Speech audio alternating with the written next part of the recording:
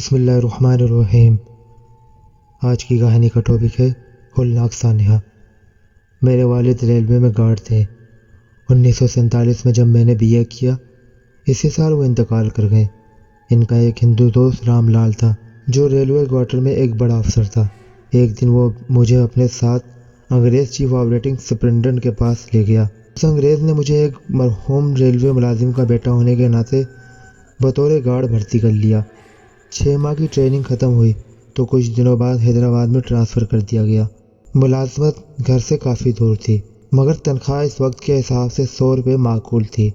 میں ٹرین میں سوار ہو کر اگلے دن شام سے قبل ہی حیدرآباد پہنچ گیا۔ اسٹیشن ماسٹر سے ملا، جس نے مجھے ایک اور کلی کے سپرد کر دیا کہ فرسٹ کلاس ویٹنگ روم میں لے جاؤ، یہ نئے گارڈ صاحب آئے ہیں۔ کلی نے بستہ اٹھاتے ہوئے میرے قواعد پوچھے تو میں نے اس سے بتا دیا کہ کراچی کا رہنے والا ہوں، تو اس نے بتایا کہ وہ بھی کراچی کا رہنے والا ہے۔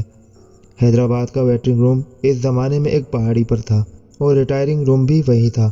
اس نے ویٹنگ روم میں بستر بچھا دیا، وہیں میرا باکس بھی رکھ دیا گیا۔ میں کھا پی کر سو گیا۔ پنکھا چل رہا تھا۔ نامعلوم کس وقت میری آنکھ کھلی تو کمرے میں کسی کی موجودگی کا احساس ہوا۔ انجنوں کی گڑگڑاہٹ بدستور سنائی دے رہی تھی۔ گھڑی دیکھی تو رات کے 2 بجے تھے۔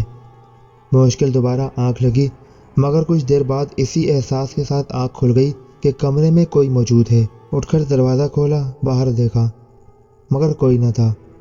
لیمپ کی بتی اونچی کر کے دیکھا بالا تو کچھ بھی نہ تھا۔ اسی کشمکش میں صبح ہو گئی۔ میں نے دفتر جا کر ڈیوٹی شیڈول لیا اور سب سے سلام دعا کی۔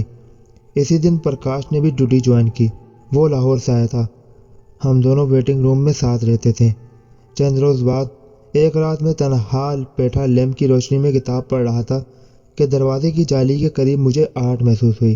دروازے میں کسی کی موجودگی کے احساس نے کتاب سے دھیان ہٹا دیا اور میں کن اکھیوں سے دروازے کی طرف دیکھتا رہا۔ آخر تنگ آ کر لیمپ کی بتی دھیمی کر دی اور لیٹ گیا۔ ابھی سو بھی نہ سکا تھا کہ دیکھا وہ میرے پاس کھڑی ہے۔ وہ اس طرح دھیمے پاؤں چل کر آئی کہ مجھے اس وقت پتہ چلا جب وہ بیٹھ کے قریب پہنچ چکی۔ میں اس شش و پنج میں گرفتار تھا کہ دروازے کی کنڈی لگی ہوئی ہے، یہ اندر کیسے آئی؟ میں نے اس کی جانب دیکھا تو وہ دل فریب انداز میں مجھے دیکھ رہی تھی۔ میرا دل اس طرح دیکھنے سے دھک دھک کرنے لگا۔ ہمت نہ ہوئی کہ بیڈ سے نیچے قدم رکھ سکوں۔ آخر کار وہ مجھے اس کیفیت میں چھوڑ کر دروازے کی جانب بڑھی اور آہستہ سے پٹ کھول کر غائب ہو گئی۔ میں نے لیمپ کی بتی اونچی کی اور اپنے قوتوں کو جمع کیا۔ دروازہ جا کر دیکھا تو اس کی کنڈی لگی ہوئی تھی، جیسی میں نے سونے سے قبل لگائی تھی۔ میں نے تسلی کے لیے ہاتھ لگا کر دیکھا تو واقعی دروازہ اندر سے بند تھا۔ یا خدا، میں نے خواب دیکھا تھا کیا؟ یہ کیا اسرار تھا؟ کچھ سمجھ میں نہیں آیا۔ لیمپ کی بتی پھر نیچے کی، نیند نہ آئی تو ساری رات کتابیں پڑھ کر گزار دی۔ اگلی صبح جب کمرے کی صفائی کرنے والا آیا تو میں نے اسے سارا واقعہ سنایا۔ اس نے قطعاً لا علمی کا اظہار کیا اور اسے میرا وہم بتایا۔ میں نے مذاق کے ڈر سے دفتر میں بھی اس واقعے کا ذکر نہ کیا۔ اب تو روزمرہ کا یہ معمول ہو گیا۔ میں نے اپنی منگیتر بانو کے لیے جس قدر شعر یاد کیے تھے، وہ اکیلے کمرے میں اکثر گنگناتا رہتا تھا۔ وہ بھی سنتی رہتی۔ در حقیقت وہ بہت معصوم اور بے ضرر معلوم ہوتی تھی۔ رات کے وقت ایک مرتبہ ضرور کمرے کا چکر لگاتی۔ کہاں سے آتی، کیسے آتی، اب یہ مسئلہ میرے سوچنے کا نہیں تھا۔ وہ آتی اور چپکے سے میرے سامنے بیٹھ جاتی اور میں اسے شعر اور بعض اوقات اخبار پڑھ کر سناتا رہتا۔ وہ سب کچھ بغور سنتی۔ اس کی آنکھوں میں شرارت ہوتی۔ ایسی چمکدار آنکھیں میں نے پہلے کبھی نہیں دیکھی۔ ایک دن بڑے پیار سے اسے ایک شعر سنایا تو وہ مسکرا دی۔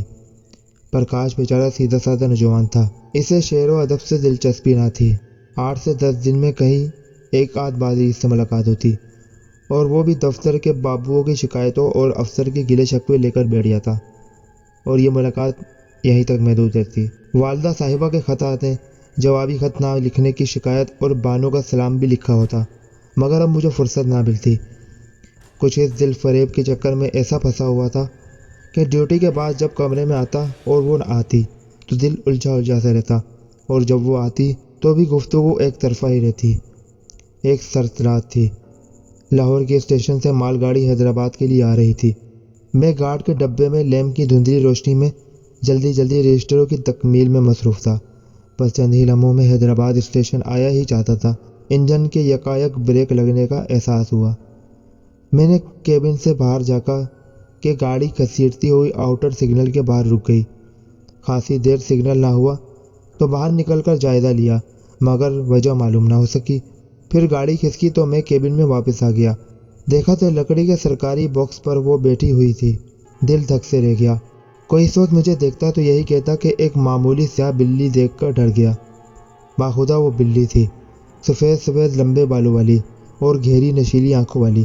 میں نے جیسے ہی جانور کہا تو مسکرا دی، جیسے کہہ رہی ہو کہ اکیلے سیر سپاٹے کرتے پھرتے ہو۔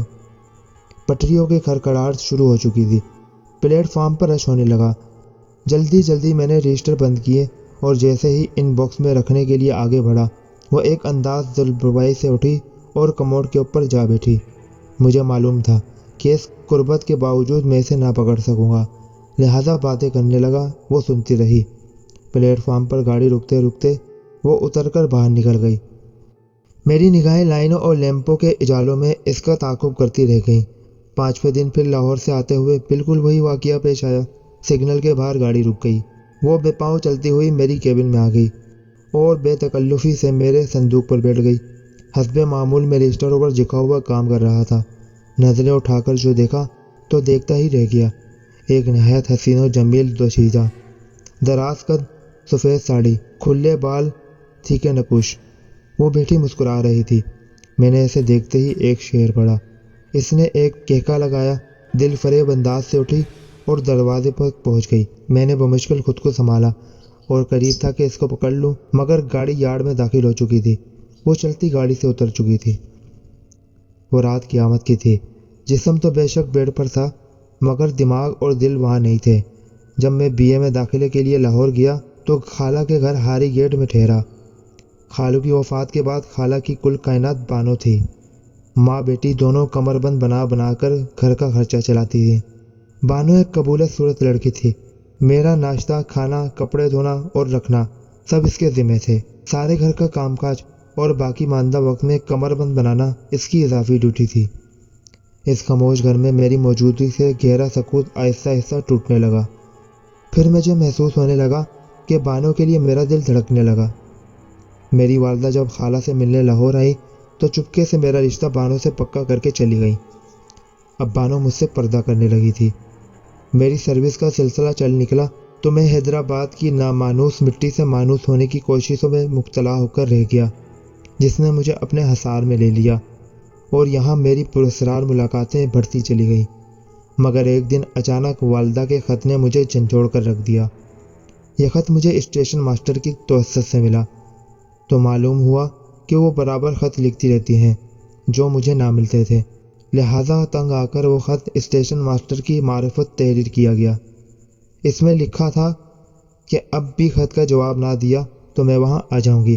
آخر میں یہ بھی تحریر تھا کہ 12 فروری کو تمہاری شادی بانو سے ہو رہی ہے، چند روز کی چھٹیاں لے کر آ جاؤ۔ یہ جنوری کے آخری دن تھے۔ حسب الحکم اگلے دن چھٹی کی درخواست بھجوا دی اور ڈیوٹی پر چلا گیا۔ رات کے وقت جب کمرے میں واپس آیا تو ایک مخصوص مہک اس کے آنے کا احساس دلا رہی تھی۔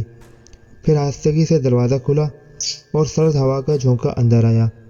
دروازے کے قریب کاغذ کا ایک ٹکڑا نظر آ رہا تھا جو مجھے یقین تھا کہ میرے داخل ہوتے وقت وہاں نہیں تھا۔ جلدی سے اٹھا کر لیمپ کی روشنی میں پڑھا۔ عبارت کچھ اس قسم کی تھی: مجھے سب معلوم ہے، تم شادی نہ کرنا ورنہ پریشان رہو گے، تم یہاں سے مت جانا۔ 3 دن اسی چکر میں گزر گئے۔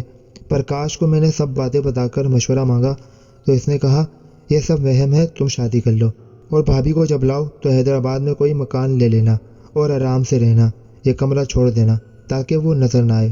فروری کے شروع میں لاہور آ گیا اور شادی ہو گئی۔ 15-20 دن آرام سے رہا۔ اسی دوران پرکاش کا خط آیا کہ اس نے 20 روپے ماہوار پر ایک مکان کرائے پر لے لیا ہے جو حیدرآباد اسٹیشن کے قریب ہے۔ جب تم آؤ گے تو میں اسٹیشن پر ملوں گا۔ بانو کو لے کر میں حیدرآباد پہنچا تو پرکاش حسب وعدہ مل گیا۔ یہ ایک کمرے کا مکان تھا۔ اس نے صفائی کرا دی تھی۔ میرا باکس، بستر اور ایک بیڈ اور ضروری سامان اس نے گھر میں سیٹ کرا دیا۔ میں اور بانو ہنسی خوشی رہنے لگے۔ کچھ دنوں بعد ایک عجیب واقعہ پیش آیا۔ میں 2 روز کی ڈیوٹی سے واپس آیا تو کافی دیر تک دروازہ کھٹکھٹانے کے بعد بانو نے دروازہ کھولا۔ وہ بخار سے تپ رہی تھی اور چادر میں لپٹی ہوئی تھی۔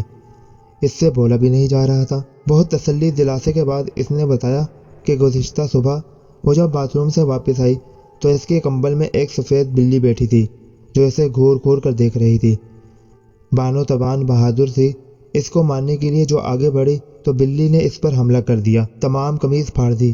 بلی نے اس کو بے حال کر دیا۔ قسمت سے وہ دودھ والی آ گئی اور اس نے بلی کو بھگا دیا، ورنہ معلوم نہیں کیا ہو جاتا۔ میرا ماتھا تو پہلے ہی ٹھمکا تھا، مگر میرے پاس سوائے اسے تسلی دینے کے کچھ نہ تھا۔ ڈسپنسری سے مرہم پٹی کرا دی اور دوائی دلا دی۔ وہ 3 دن میں ٹھیک ہو گئی۔ اب جب میں ڈیوٹی پر جاتا تو پڑوسن کی لڑکی کو اس کے ساتھ چھوڑ دیتا۔ ایک رات جب میں گھر آیا تو بانو پر پھر دورہ پڑا ہوا تھا۔ اس کی حالت بہت خراب تھی، سر کے بال کھلے تھے۔ پڑوسن کی ماں آئی ہوئی تھی، وہ بولی، بھائی 2 روز سے بانو کا یہی حال ہے، کچھ کھایا پیا نہیں، روئے جاتی ہے۔ میں نے ان کو تو رخصت کر دیا اور بانو کے دلجوئی کرنے لگا، پھر اسے دودھ پلا کر سلا دیا۔ صبح میں نے ناشتہ کیا، وہ بہت کمزور ہو گئی تھی۔ بہرحال کچھ طبیعت سنبھلی تو اس نے بتایا کہ پرسوں آپ کے جانے کے بعد بلی پھر آئی تھی، دیکھتے ہی دیکھتے وہ کتے کے برابر ہو گئی۔ اتفاقاً اسی دن خالہ لاہور سے آ گئی، میری جان میں جان رہی۔ میں بانو کو ریلوے اسپتال لے گیا اور دوا وغیرہ دی۔ اسی طرح خالہ کی موجودگی میں اسے آرام کا موقع بھی مل گیا، لیکن اس کی قوت گویائی ختم ہو چکی تھی۔ اب میں تھا اور ڈاکٹر اور حکیموں کے چکر۔ حیدرآباد کے مشہور ڈاکٹر سے علاج کرایا اور حکیموں سے بھی علاج کرایا، مگر بے سود۔ بانو سوکھتی چلی گئی اور پھر چلنے پھرنے سے معذور یہ حال ہو گیا کہ بمشکل حاجت کے لیے جایا جاتا۔ میں خود کو اس کا مجرم سمجھنے لگا۔ 3 مہینے اس مکان میں اسی طرح گزر گئے۔ جون کا مہینہ تھا، گرم راتوں میں ویسے ہی نیند نہیں آتی۔ صحن میں بانو اور خالہ کے بیڈ ڈال دیے تھے۔ اس دن پرکاش بھی آ گیا۔ ہم دونوں نے دروازے کے باہر اپنے پلنگ ڈال لیے۔ معلوم نہیں کہ کس وقت آنکھ کھلی تو خالہ کی آواز نے چونکا دیا۔ اندر گیا تو معلوم ہوا کہ بانو بیڈ سے غائب ہے۔ کمرے میں دیکھا تو دروازہ کھلا تھا جو خالہ نے اندر سے بند کر رکھا تھا۔ میں دروازے کی طرف بھاگا۔ مکان کے سامنے دور تک کچھ بھی نہ تھا، پچھلی جانب ریل کی پٹریاں تھیں۔ میرے ساتھ پرکاش بھی تیز تیز چل رہا تھا۔ چاندنی رات میں صرف پٹری چمک رہی تھی۔ تھوڑے فاصلے پر مجھے کچھ پڑا نظر آیا۔ کیا دیکھتا ہوں کہ بانو کا مردہ جسم پڑا ہے۔ بانو کے بے جان لاشے کو میں گھر اٹھا لایا۔ دیکھا تو بانو کا جسم جگہ جگہ سے ادھڑا ہوا تھا، جیسے کسی خونخوار درندے نے اسے بھنبو ڈالا ہو۔ پرکاش نے میرے کندھے پر ہاتھ رکھ کر حوصلہ دیا، جیسے وہ سب سمجھ گیا ہو۔ خالہ بے حال ہو گئی۔ قصہ مختصر، سب سامان چھوڑ کر میں حیدرآباد سے کراچی چلا آیا۔ بانو کو حیدرآباد سندھ کی مٹی کے حوالے کر دیا۔ نوکری سے چھٹی پر بیٹھ گیا اور پھر کراچی کا ٹرانسفر کرا لیا۔ ایک عرصے بعد دوسری شادی کر لی۔ اب میرے پوتے پوتیاں ہیں اور اس اسیب سے جان چھٹ گئی ہے۔ اب جب بھی یہ واقعہ یاد آتا ہے تو دل پیٹ سے جاتا ہے اور سوچتا ہوں کہ آخر وہ کون تھی۔ ویورز، اگر آپ کو معلوم ہے کہ وہ کون تھی تو کامنٹس میں ضرور بتائیے گا۔ کسی اور ویڈیو میں ملاقات ہوگی۔ اللہ حافظ۔ پاکستان زندہ باد۔